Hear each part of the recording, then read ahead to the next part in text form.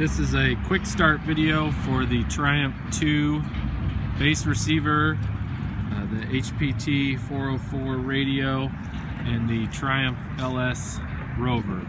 We have the TriumphLS on.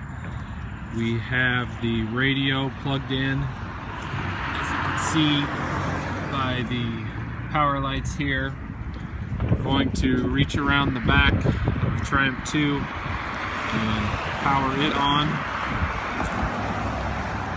And as the lights come on, you will see a blue light come on shortly, indicating that there is a connection between the bass and the radio. Those automatically pair up with each other. The next step is to grab our TriumphLS. We've moved inside with the LS receiver to make the recording a little easier to follow.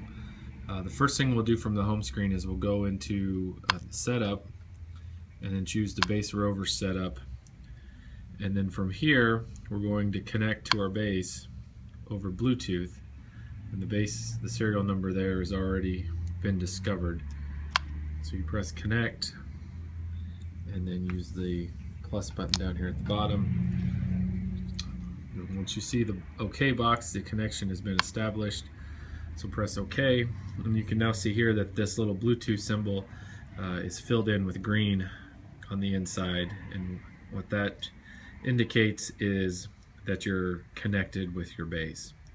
So as we work our way down here, we'll then press this next box down just to verify the identification of the external radio that we're using.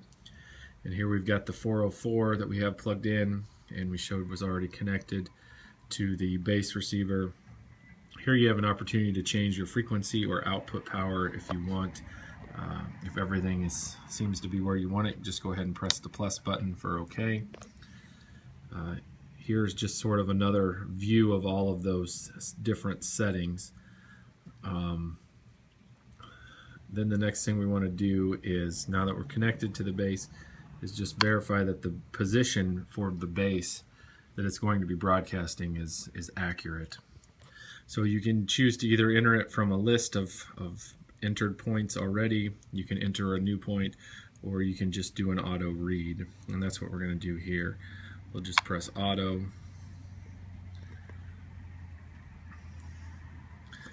and then once we have that, we're going to send that to the bass, and we'll say yes, send that position to the bass.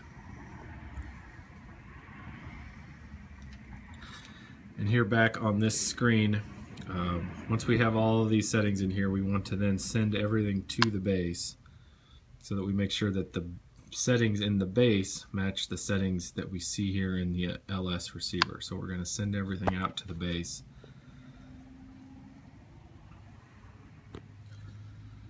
And once that is done, now we're ready to start the bass.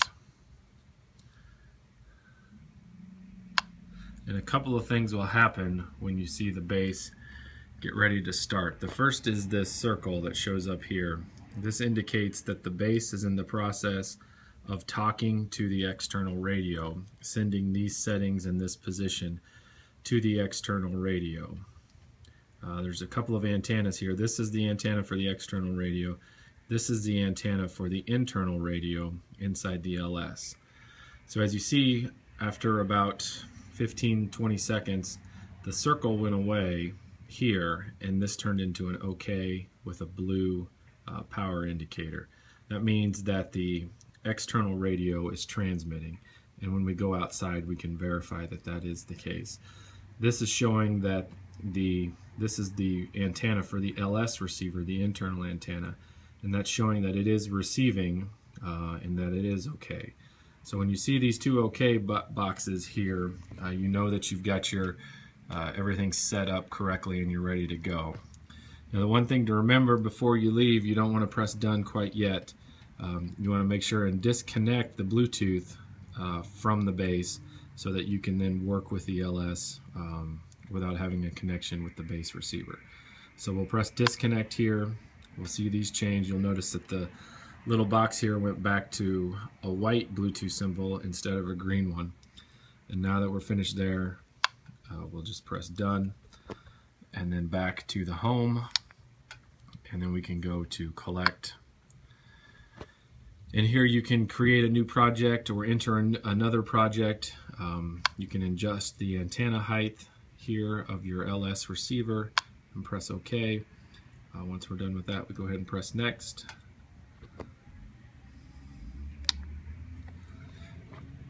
And again, you can see here that you do have a radio reception being received. The 0 is the latency, so that means that you're getting a steady signal. If we go in here, again, we can verify the link quality, the delay. We're not having any delay or any latency. And as you can see, this received number grow. That means that you're actually receiving data from the base. So we'll step outside and go over a couple of other things, but that's the basics of getting the LS set up and talking with a Triumph2 base receiver.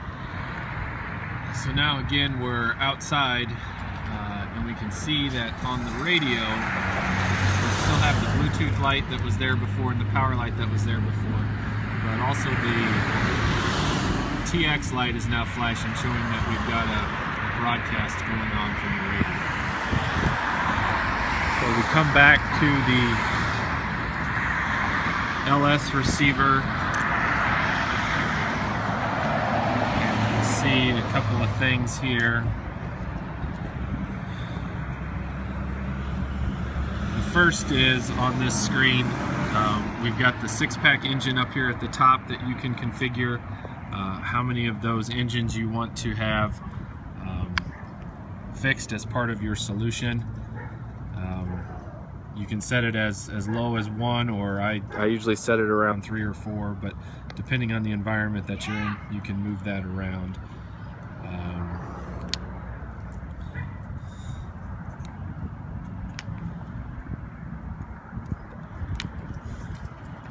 And then from the screen here,